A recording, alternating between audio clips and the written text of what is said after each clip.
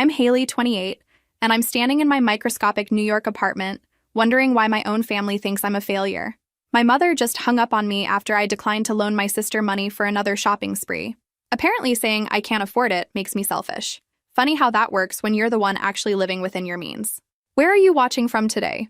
Drop your location in the comments below and hit that like and subscribe button if you've ever felt like the family disappointment. You'll definitely want to stick around for what happened next. Let me paint you a picture of my glamorous life. I live in a studio apartment that's smaller than most people's closets, in Queens, because Manhattan rent would eat my entire paycheck. My bed folds into the wall, my dining table doubles as my desk, and my kitchen is basically a hallway with appliances. But here's the thing everyone misses. This isn't desperation, it's strategy. Every morning, I wake up at 5:30 a.m., make my coffee from home instead of buying that $4 latte, and take the subway to my job as a financial analyst at a mid-tier investment firm. I wear the same 5 outfits on rotation because I'd rather put money into my savings account than my closet. My coworkers probably think I'm broke, but I'm pulling in $75,000 a year, decent money for someone my age in New York. The difference between me and literally everyone else I know? They spend their money trying to look successful. I spend mine preparing to actually be successful. My family doesn't understand this concept at all. When my sister Emma calls asking for money to cover her credit card bills, she can't fathom why I won't just hand over cash. When my mom asks why I don't take vacations to Europe like Emma does, she acts like my response, because I'm saving for my future, is code for I hate fun. The truth is, I've been studying business and finance since college. Not just my day job, but nights and weekends too. I read every business book I can get my hands on, watch YouTube videos about successful entrepreneurs, and spend hours analyzing market trends. I know exactly what I want to do with my life. I'm going to own my own business. I just don't know what kind yet. But while I'm educating myself and building my nest egg, my family has decided I'm the resident bank. Every family gathering, someone has a sob story and an open palm. Emma needs money for a car down payment. Mom needs help with her credit card bills. Even distant cousins think I'm their personal ATM. The irony? They all make more money than me. Emma works in marketing and pulls in 80 grand. Mom has her teaching pension and dad's insurance benefits. But somehow I'm the one with money to spare because I drive a Honda Civic instead of a BMW, and I eat ramen at home instead of brunch in Manhattan. Tonight's phone call was the last straw. Emma wanted $3,000. $3,000, because she accidentally overdrafted her account buying designer shoes. When I said no, she actually had the nerve to say, "What are you saving all that money for anyway? You never spend it on anything." That's when something inside me snapped. What am I saving for? Only the chance to never have to ask anyone for anything ever again. But I couldn't exactly explain my business plans to Emma, since her idea of an investment strategy is buying shoes on sale. After hanging up on my sister, I did what I always do when my family makes me question my sanity. I opened my laptop and reviewed my financial spreadsheets. Savings account, $43,000. Investment portfolio, $28,000. Emergency fund, $15,000. Total net worth, $86,000.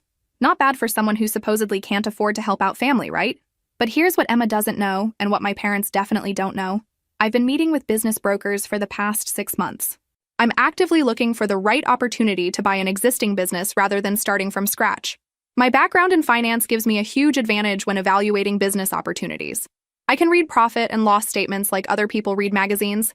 I understand cash flow, market analysis, and risk assessment.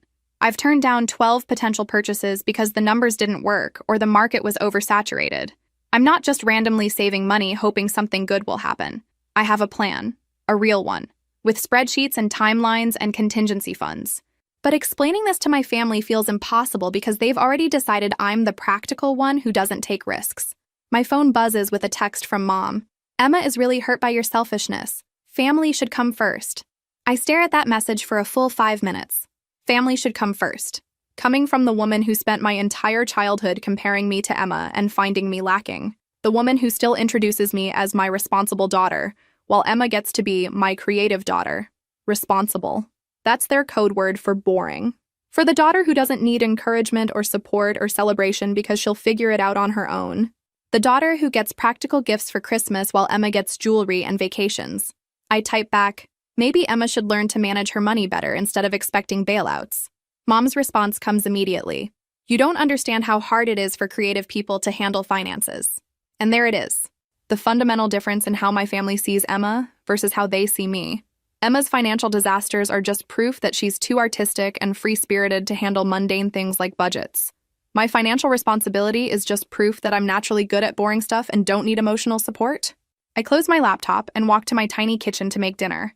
Pasta with jarred sauce again, because I'm saving for something bigger than expensive takeout.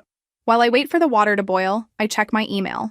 There's a message from Marcus, my business broker, with the subject line, Urgent New Listing. My heart races as I open it. A restaurant in Manhattan is going on the market tomorrow. The owner is retiring and wants a quick sale. Initial asking price is $2.5 million, but Marcus thinks there's room for negotiation. A restaurant. I've never seriously considered the food industry, but as I read through the details, my analytical mind starts spinning. Location on a prime street in Midtown. Established clientele. Fully equipped kitchen. The only downside? It's been closed for 3 months while the owner dealt with health issues. That downside might actually be an opportunity. By 2 a.m., I've consumed every piece of information about this restaurant that exists online. Gramercy's Table. Upscale American cuisine. Open for 8 years. Consistently solid reviews until the abrupt closure 3 months ago. The owner, Robert Chen, had a heart attack and decided retirement was more appealing than the stress of restaurant management. The numbers are fascinating. Average monthly revenue of $45,000 during operating months. Food costs running about 30%, which is good.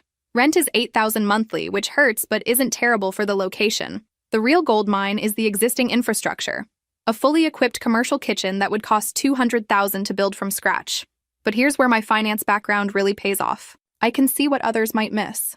3 months of closure means lost customer momentum, but it also means 3 months of rent paid with no revenue. That's $24,000 of pure loss the owner is eating. He's motivated to sell fast, which means I have leverage. I spend the next hour researching comparable restaurant sales in the neighborhood. Similar establishments have sold for anywhere from $1.8 to $3.2 million, depending on their financial performance. Gramercy's Table falls right in the middle of that range, but the closure situation changes everything. Have you ever experienced that moment when everything clicks into place? When you realize this is exactly what you've been preparing for, even when you didn't know it? That's what happens to me at 3 a.m. while staring at profit projections for a restaurant I haven't even seen yet. By morning, I've created a complete business plan. Not just financial projections, but marketing strategies, menu revisions, staffing plans, everything. The restaurant has good bones, but it needs a refresh. New marketing campaign, updated decor, maybe expand the wine list. I estimate needing about $200,000 for renovations and reopening costs on top of the purchase price. I call Marcus at exactly 9 a.m. I want to see it today. Haley, slow down. I haven't even finished researching the property yet. I've been up all night researching it. When can we see it? 2 hours later, I'm standing in front of Gramercy's Table with my business broker and my lawyer. The exterior needs painting, but the location is prime. Corner spot with huge windows and foot traffic from 3 office buildings within 2 blocks. Inside, it's better than I hoped. The dining room has great natural light, hardwood floors that need refinishing but aren't damaged, and a layout that maximizes seating without feeling cramped. The kitchen is gorgeous. Professional-grade equipment, plenty of prep space, and a pass-through design that lets diners see the cooking action. What's he really hoping to get for it? I ask Marcus while examining the wine storage area. Between you and me, he's desperate. His wife wants to move to Florida immediately, and carrying this mortgage plus rent on a closed restaurant is killing them. I think he'd take $2 million if the terms were right. $2 million? I have the down payment. I have proof of income for the mortgage. I have a business plan that shows profitability within 18 months. For the first time in my adult life, I have everything I need to make a major decision without asking permission or approval from anyone. Except I realize I want to share this moment with someone. Not for approval, but for celebration. And there's only one person in my family who's ever actually supported my ambitions. I need to make a phone call. I tell Marcus, give me 10 minutes. I step outside and dial my father's number. Dad, what are you doing this afternoon? My voice practically vibrates with excitement as I pace the sidewalk outside the restaurant. Just finishing up some yard work. Why do you sound like you just won the lottery? Close enough, I think. I need you to come into the city. There's something I want to show you, and I need a second opinion from someone I trust. Dad is the one person in my family who ever encouraged my business ambitions. While Mom worried that I was too focused on money, and Emma rolled her eyes at my spreadsheets, Dad listened when I talked about market analysis and investment strategies. He's the one who taught me to read financial statements in the first place. Is everything okay? You sound different. Everything's perfect, but I need you to meet me in Manhattan in 2 hours.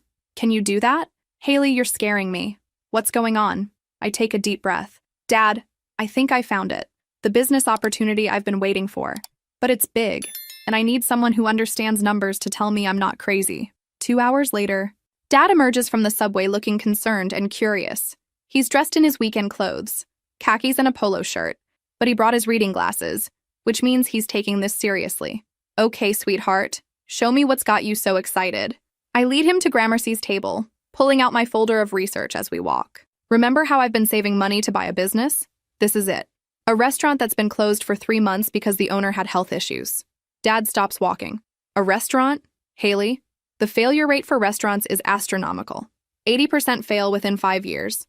I know the statistics. Dad, I also know that most restaurant failures are due to poor financial management or undercapitalization, neither of which apply to me. I hand him my business plan as we reach the front door. Look at the numbers. For the next hour, Dad and I walk through every inch of Gramercy's table while he reviews my analysis. He asks the right questions: cash flow projections, operating costs, market competition, renovation timeline. All the things that prove he's taking this seriously instead of just humoring me. In the kitchen, he runs his hands along the stainless steel prep counters. This equipment alone is worth a fortune. $200,000 to replace it all, according to my research. He nods, flipping through pages of my financial projections. Your cost analysis is thorough, but Haley, this is a massive risk. You'd be putting your entire savings into one venture. Dad, I've been preparing for this for 3 years. I understand the restaurant business isn't just about food, it's about marketing, management, customer service, inventory control. I've been studying all of it. We sit at one of the empty tables while Dad finishes reading my business plan. The afternoon sunlight streams through the windows, and I can picture this place bustling with customers again. New paint, fresh flowers on the tables, the smell of good food drawing people in from the street. The financial projections look solid, Dad says finally, but are you sure this is what you want? Once you sign that purchase agreement, there's no going back to your comfortable analyst job. Dad, I've never been more sure of anything in my life. This isn't just about owning a business. It's about proving that all my careful planning and saving was for something real. I'm tired of my family thinking I'm just the boring daughter who hoards money for no reason. Dad's expression softens. Is that what this is about? Proving something to your mother and Emma? No. This is about proving something to myself. But it would be nice if they finally understood that I'm not just being practical for the sake of it. I have goals. Dad closes my folder and looks around the empty restaurant. If you do this, what's your timeline for reopening? 3 months for renovations and permits. I'd want a soft open before the holidays to capture some of that seasonal dining traffic. And you'd run it yourself? Initially, yes. I'd hire an experienced chef and front-of-house manager, but I'd be there every day learning the operation. I pause, then add the question that's been weighing on me. What do you think I should tell Mom and Emma? Dad considers this. What do you want to tell them? Honestly, nothing. Not yet. They'll either try to talk me out of it or they'll suddenly want to be involved in ways that aren't helpful. I'd rather prove this can work first. Dad smiles, and I can see pride in his eyes. Then that's what we'll do. This stays between us until you're ready to share. Dad and I shake hands outside Gramercy's table like we're sealing a business deal. In a way, we are. Not a financial partnership, but an emotional one. For the first time in my adult life, someone in my family is truly in my corner for something that matters to me. The next 6 weeks blur together in a whirlwind of paperwork, inspections, and negotiations. Marcus works his magic with the seller, and I present an offer of $1.8 million with a fast closing. Robert Chen counters at $1.9 million, which I accept immediately. My mortgage gets approved in 6 weeks because banks love borrowers with strong credit scores and significant down payments. The hardest part is keeping quiet about it. Emma calls twice wanting money for various emergencies. Her car needs repairs, her apartment needs a security deposit, her credit card has late fees. Each time I say no, I get a lecture about being selfish and forgetting where I came from. You act like money is more important than family, Emma says during our latest argument. If only she knew that I'm about to risk every penny I have on a dream that doesn't include bailing her out of self-inflicted financial problems. But I bite my tongue and stick to my plan. No one finds out until this is real. 3 days before closing, I take a personal day and meet Dad at the restaurant for one final walkthrough. The seller has agreed to leave all the kitchen equipment and dining room furniture, which saves me thousands in startup costs. I've been thinking about marketing, I tell Dad as we check the condition of the wine coolers. The previous owner relied heavily on word of mouth, but I want to build a proper social media presence. Maybe partner with local food bloggers. Dad nods approvingly. Smart. Your generation understands digital marketing better than us old-timers. I'm also planning to update the menu slightly. Keep the classics that regular customers expect, but add some seasonal specials and lighter options for the lunch crowd. We spend an hour going through my renovation timeline. New paint throughout, refinish the floors, update the lighting fixtures, and redesign the bar area to be more modern. Nothing too dramatic. I want to refresh the space without losing its established charm. There is one thing I've been wondering about, Dad says as we prepare to leave. What happens when your mother and Emma find out? You know they're going to have opinions. I've been dreading this conversation, but I know Dad's right. Honestly, I expect Mom to worry that I'm being reckless. And Emma will probably be jealous that I can afford something this big when I won't lend her money for shopping trips. And how will you handle that? I lock the door behind us, holding the keys to what will soon be my restaurant. By being successful, it's hard to argue with results. 2 days later, I sit in a lawyer's office signing more papers than I've ever seen in my life. Purchase agreement, mortgage documents, business license applications, insurance policies. Each signature represents another step towards something I've been working toward for years. At 3:47 p.m. on a Tuesday afternoon, I become the owner of Gramercy's table. Marcus shakes my hand, the lawyer congratulates me, and I walk out onto the street as a business owner. The first person I call is Dad. It's official. I just bought a restaurant. Congratulations, sweetheart. I'm proud of you. The second call is to my boss, giving 2 weeks' notice. He tries to talk me out of it, offering a promotion and a salary increase. But my mind is made up. I've been preparing for this moment for too long to back down now. That night, I sit in my tiny apartment surrounded by renovation quotes and supplier catalogs, planning every detail of my new life. In 3 months, I'll be running a restaurant in Manhattan. In 6 months, I'll hopefully be turning a profit. In a year, I'll have proven to myself and everyone else that all those years of careful saving and planning were worth it. But first, I need to survive telling my family. I decide to wait until after the renovation starts to tell Mom and Emma about the restaurant. Call it self-preservation, but I want to be past the point of no return before they have a chance to share their concerns about my decision-making abilities. For 3 weeks, I throw myself into renovation planning. I hire contractors, meet with suppliers, and interview potential staff members. Every morning before work, I stop by the restaurant to check progress. Every evening, I review quotes and make decisions about everything from paint colors to napkin suppliers. My family has no idea what I'm doing with my time. When Emma asks why I'm never available for family dinners anymore, I tell her I'm busy with work projects. When Mom wonders why I sound distracted during our weekly phone calls, I blame stress from my job. The lies are necessary because I know exactly what will happen when they find out. Mom will worry that I'm risking my financial security on a whim. Emma will be jealous that I can afford such a major purchase while claiming I can't help with her expenses. Neither reaction will be helpful while I'm trying to focus on getting the restaurant ready for reopening. But the secret becomes harder to maintain as opening day approaches. I need to start marketing the reopening, which means the information will eventually become public. And honestly, part of me wants to share this achievement with people who are supposed to care about my success. Dad has been my sounding board throughout the renovation process. He stops by the restaurant regularly, offering encouragement and practical advice. Watching him beam with pride when the new lighting gets installed makes me realize how much I've missed having someone genuinely excited about my accomplishments. You know you'll have to tell them soon, he says while we review the final menu layout. Your mother's been asking why you've been so secretive lately. I know. I'm just trying to figure out the best way to handle it. Dad puts down the menu and looks at me seriously. Haley, you've accomplished something incredible here. You've turned a failed business into what's going to be a successful restaurant through careful planning and smart financial decisions. I knew you were evaluating restaurant opportunities, but seeing this finished result, don't let anyone make you feel bad about what you've achieved. His words hit harder than I expected. For my entire life, I've let my family make me feel guilty for being responsible with money, for having goals, for not being more spontaneous like Emma.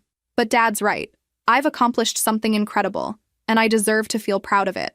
I think I want to invite them to the reopening, I say suddenly. Not to ask for approval or support, but to show them what I've been working toward. Dad smiles. I think that's perfect. Let them see the finished product instead of worrying about the process. 2 days before the soft opening, I finally make the call to Mom. I have something to tell you, and I'd like you to bring Emma over so I can explain everything at once. Haley, you're scaring me. Is everything okay? Everything's perfect. But I need to share some news with both of you, and I'd prefer to do it in person. We arranged to meet at my apartment the next evening. I spend the day rehearsing what I'll say, how I'll present the information, how I'll respond to their inevitable concerns and questions. But as I'm setting out coffee and cookies for their visit, my phone rings with news that changes everything. It's Dad, and his voice is excited. Haley, I have an idea about how to tell your mother and Emma. My birthday is in 3 weeks. What if instead of explaining everything now, you just invite them to celebrate at the restaurant? Tell them you want to treat the family to dinner somewhere special, but don't give details until they get there. You mean surprise them at the restaurant? Exactly. Let them see what you've built before they have a chance to worry about it. The idea is brilliant and terrifying. Instead of defending my decision, I'd be presenting them with a fait accompli.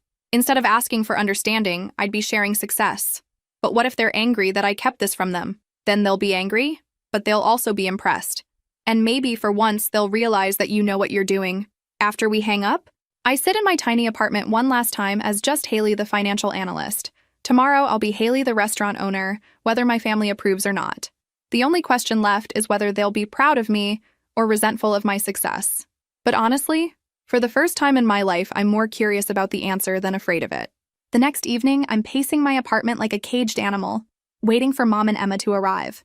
I've rehearsed this conversation 100 times, but Dad's suggestion to surprise them at the restaurant keeps echoing in my mind. Show, don't tell. Let them see the success instead of explaining the risk. When they knock, I take a deep breath and open the door. Mom looks worried. Emma looks annoyed. Typical. Okay, what's the emergency? Emma says, brushing past me without even saying hello. I had to cancel dinner plans for this family meeting. It's not an emergency, I say, gesturing for them to sit. It's actually good news. Great news. Mom perches on the edge of my folding chair, still looking concerned. Haley, you've been so secretive lately. We're worried about you. Worried about me. Right. More like worried that I'm not available to solve their financial problems at a moment's notice. I've been secretive because I've been working on something big. Something I wanted to get right before sharing it with you. I sit across from them, suddenly feeling like I'm about to defend a thesis. For the past month, I've been renovating and preparing to reopen a restaurant in Manhattan. Silence. Complete, deafening silence. Emma blinks first. I'm sorry, what? You bought a restaurant? Yes. Gramercy's table on East 23rd Street. It's been closed for 3 months, but I saw the potential and made an offer. Mom's face has gone completely white. Haley, please tell me you didn't spend your life savings on some failed business. And there it is. The immediate assumption that I've made a terrible mistake. Not congratulations or tell us about it, or even how exciting. Just fear that I've ruined my life. It's not a failed business, Mom. It's a successful restaurant that closed temporarily due to the owner's health issues. I spent 2 months analyzing the financials before making an offer. Emma shakes her head. This is insane. You won't lend me money for a security deposit, but you'll blow everything on a restaurant? Do you know how many restaurants fail? 80% within 5 years. I recite calmly. I also know that most failures are due to poor financial management or insufficient capital, neither of which applies to me. Haley, Mom says, and her voice has that tone she uses when she thinks I'm being naive. Restaurants are incredibly risky investments. Why didn't you talk to us before making such a huge decision? Because I knew exactly this would happen. Because I knew you'd focus on the risk instead of the opportunity. Because I knew you'd treat me like an impulsive child instead of a capable adult who's been planning this for years. But I don't say any of that. Instead, I pull out my laptop and show them my business plan, my financial projections, my renovation timeline. I walk them through every detail, every calculation, every contingency I've planned for. Emma scrolls through my social media mock-ups with a frown. This all looks very professional, but Haley, you don't know anything about running a restaurant. I know about running a business. I know about financial management, marketing, customer service, and operations. The restaurant industry isn't magic. It's just another business that needs proper management. Mom closes the laptop. What if it doesn't work? What if you lose everything? Then I'll have tried something meaningful instead of just talking about it forever. The words come out sharper than I intended. Some of us actually take risks instead of just complaining about our situations. Emma's face flushes. Are you saying I don't take risks? I'm saying I'm tired of being treated like I'm crazy for having ambitions beyond lending money to family members who never pay it back. The room goes nuclear quiet. Mom and Emma exchange a look that clearly says they think I've lost my mind. What do you think will happen next when your family finally sees what you've accomplished? The awkward silence stretches until Mom finally speaks. Haley, we're not trying to discourage you. We're worried because this seems so unlike you. Unlike me how? Unlike the daughter who's been responsible with money her entire life? Unlike the daughter who actually plans for the future instead of living paycheck to paycheck? Emma stands up abruptly. You know what? I don't need to sit here and listen to you judge my life choices. I'm not judging your choices, Emma. I'm just tired of mine being judged. Mom tries to play peacekeeper. Girls, let's not argue. Haley, when does this restaurant open? Soft opening is in 3 days. Grand opening is next week. 3 days? Mom looks panicked. But we haven't even seen it yet. And here's where Dad's plan becomes brilliant. Actually, I was thinking of having a family dinner there for Dad's birthday next month. You could see the place in action instead of just looking at pictures. The suggestion catches them both off guard.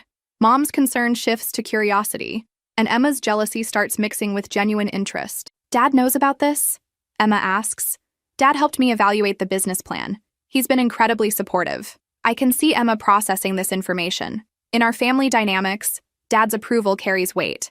If he thinks this is a good idea, maybe it's not as crazy as she initially thought. I suppose we could have his birthday dinner there, Mom says slowly. But Haley, promise me you've thought this through completely. Mom, I've done nothing but think this through for months. This isn't some impulsive decision. It's the culmination of 3 years of planning and saving. After they leave, I call Dad to update him on the conversation. How did they take it? He asks. About as well as expected. Lots of worry, some judgment, but I think the birthday dinner idea softened them up a bit. Good. Let them see the restaurant when it's operating successfully. Actions speak louder than explanations. 2 days later, I have my soft opening with a small group of friends and food industry contacts. Everything goes perfectly. The kitchen runs smoothly, the service is polished, and the reviews are glowing. By the end of the night, I'm already taking reservations for the following week. The grand opening is even better. Food bloggers, local business owners, and curious neighbors pack the place. The chef I hired, Marcus Rivera, is phenomenal, and my front-of-house manager, Sarah, handles the crowd like a seasoned pro. Standing behind the bar watching my restaurant bustling with happy customers, I feel a satisfaction I've never experienced in my life. This is mine. I built this. I made this happen. This. Dad's birthday is still 3 weeks away, but I'm no longer nervous about my family seeing the restaurant. I'm excited for them to witness what their practical daughter accomplished while they weren't paying attention. The 3 weeks between my grand opening and Dad's birthday pass in a blur of busy dinner services and positive reviews. Gramercy's table is booked solid most nights, and I've already had to turn away walk-ins on weekends. The food bloggers love us, the neighborhood regulars are coming back, and my staff is gelling into an efficient team. I'm exhausted, but exhilarated. Every morning, I wake up excited to go to work instead of dreading another day at a corporate job.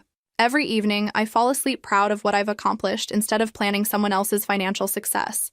The only dark cloud is my family. Mom calls twice a week with helpful suggestions about restaurant management, most of which reveal she has no idea what she's talking about. Emma has been unusually quiet, which probably means she's processing her feelings about my success. 3 days before Dad's birthday, I call him to confirm dinner plans. I made us a reservation for 7 p.m., I tell him. Prime time, so you'll see the restaurant at its busiest. I can't wait, sweetheart. Your mother and Emma have been asking questions about the menu all week. Good questions or worried questions? Curious questions. I think they're starting to realize this might actually work out. Dad's birthday falls on a Saturday, which means the restaurant will be packed. I've planned everything perfectly. Our table has the best view of the dining room. Marcus is preparing Dad's favorite dishes, and I've arranged for a special dessert with candles. Saturday afternoon, I'm at the restaurant early, reviewing reservations and checking that everything is perfect. We're completely booked, with a waiting list of 12 people hoping for cancellations. The kind of problem every restaurant owner dreams of having. At 6:30, I position myself near the front door to greet my family when they arrive. I'm wearing my best dress and the confidence that comes from knowing I've succeeded beyond my own expectations. At 6:55, Mom and Emma walk through the door. I'm standing in the entrance, ready to welcome them with a huge smile, when Mom stops short and looks around with obvious surprise. The place is buzzing with activity. Every table occupied, servers moving efficiently, the open kitchen visible and busy. Oh my, Mom says, taking in the scene. This is much busier than I expected. Emma is equally surprised, but her expression is harder to read. She's looking around like she's trying to find fault with something but can't quite manage it. Hi, I say, stepping forward with my arms open for hugs. You made it! That's when Mom's face changes. The surprise shifts to something colder, more familiar. The look she gets when she thinks someone is showing off. What are you doing here, Haley? She asks, not moving to hug me. Don't you have a table to get to? This place looks expensive. You probably can't even afford the tip. The words hit me like ice water. After everything, the successful opening, the packed restaurant, The obvious proof that I knew what I was doing, her first instinct is still to put me down. Emma laughs, a sound that cuts right through me. Seriously, Haley, maybe McDonald's would be more your speed.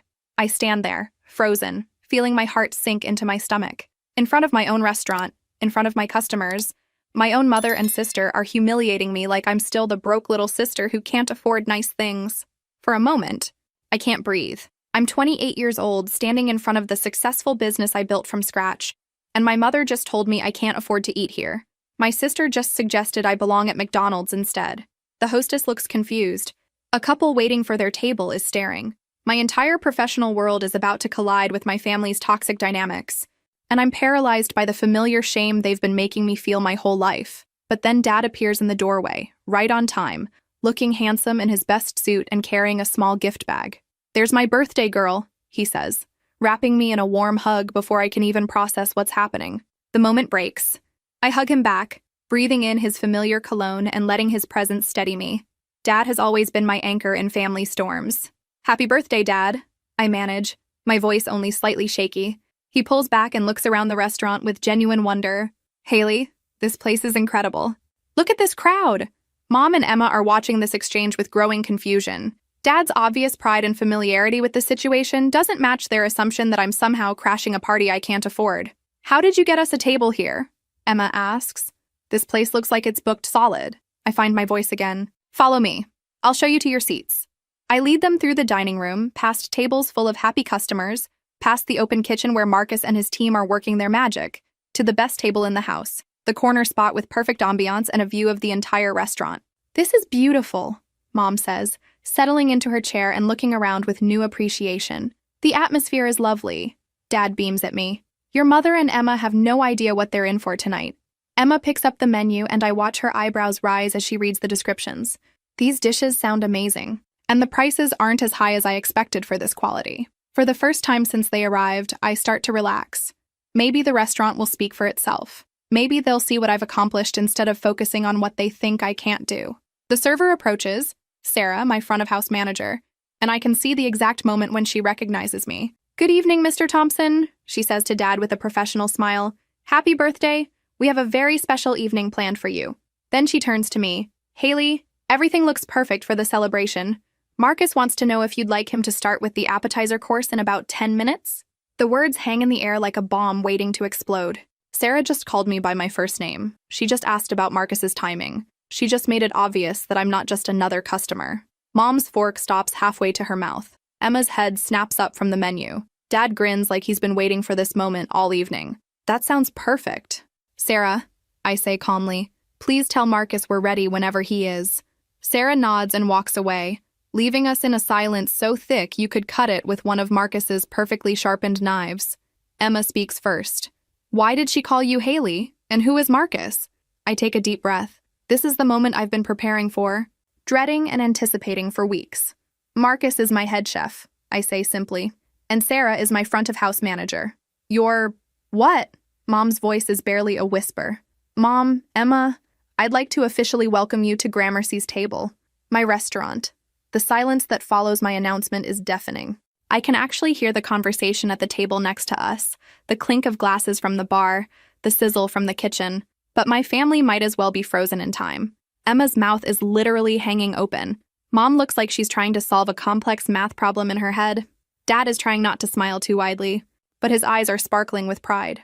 "Your restaurant," Emma finally manages. "As in, you own this place?"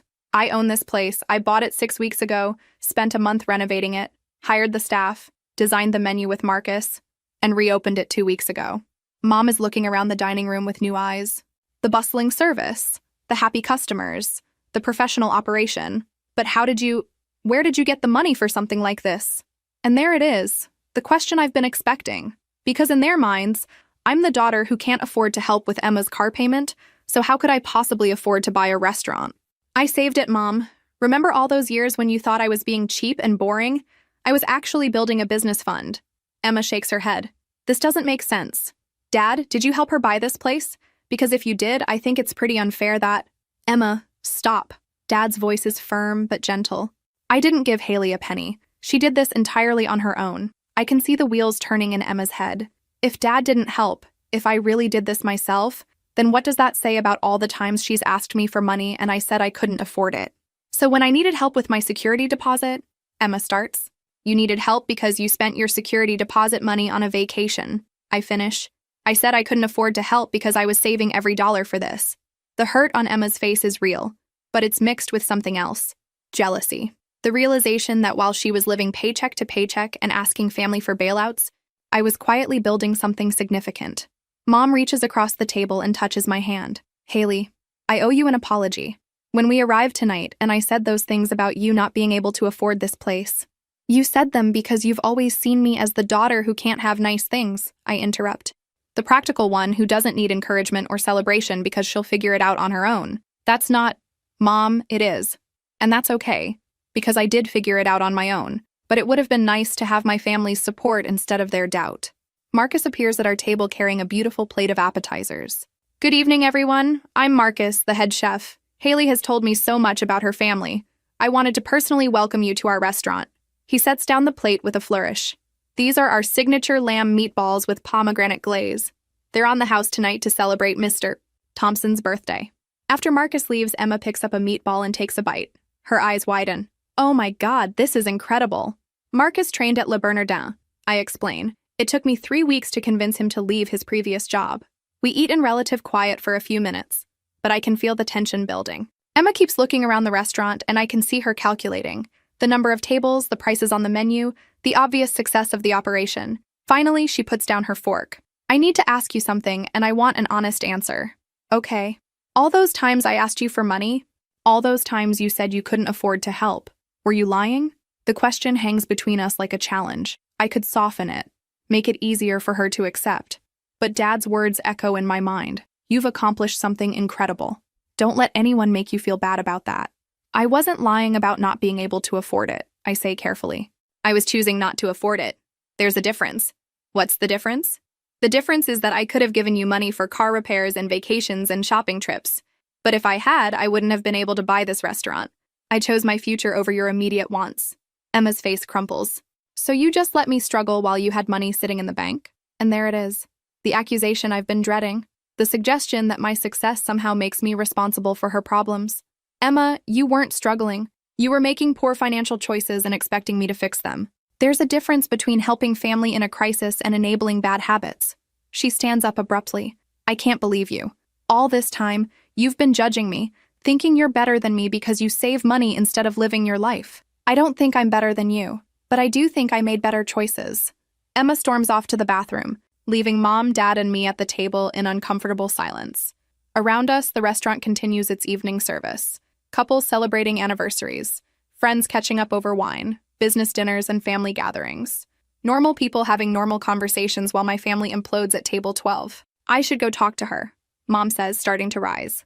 Let her process, Dad suggests gently. She needs time to understand what this really means. What does it mean? I ask, because suddenly I'm not sure myself. Mom settles back into her chair. It means you've accomplished something none of us thought was possible. And it means Emma has to face some uncomfortable truths about her own choices. It also means, Dad adds, cutting into his lamb with obvious enjoyment, that my daughter is more capable and determined than even I realized.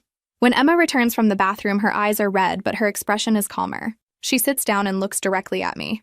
I need to know something, she says. When you wouldn't help me with the car down payment last month, was it really because you couldn't afford it? I consider lying, softening the blow. But we're past that now. It was because I chose not to afford it. The down payment you needed was exactly what I spent on new kitchen equipment. She nods slowly. And the security deposit for my apartment? I spent that money on marketing and staff training. And when I wanted to borrow money for that weekend trip to Miami, that would have covered my insurance premiums for 3 months. Emma takes a shaky breath. So every time I thought my sister was too broke to help me, she was actually choosing her business over my problems. Yes. And now you own a successful restaurant while I'm still asking for help with basic expenses. Yes. The admission hangs between us. I can see her struggling with what this means about our relationship, about the assumptions she's made about me, about the choices she's made for herself. I don't know how to feel about this, she says finally. You don't have to feel anything specific, I tell her. But you do need to understand that things are going to be different between us going forward. Mom frowns. Different how? I look around my restaurant, at the successful business I built, at the staff I hired, at the customers enjoying themselves. And I realize something fundamental has shifted in how I see myself and my place in this family. I'm not going to be the family safety net anymore, I say quietly. I'm not going to be the responsible daughter who sacrifices her goals so everyone else can avoid the consequences of their choices. Haley, Mom starts. I'm not saying I'll never help anyone, but I'm saying the help has to be mutual. It has to be part of a relationship where my success is celebrated instead of resented, where my goals matter as much as everyone else's problems. Emma wipes her eyes. I never resented your success. You resented my money when you thought I had it and wasn't sharing. Now you resent my success because it proves I was right to save instead of spend. Either way, you resent me. The truth of that statement settles over the table like a heavy blanket. Emma can't deny it because we both know it's accurate. Marcus appears with our main courses and the special birthday dessert for Dad. A beautiful chocolate cake with sparklers instead of traditional candles. The whole dining room applauds as he presents it, and Dad grins like a kid.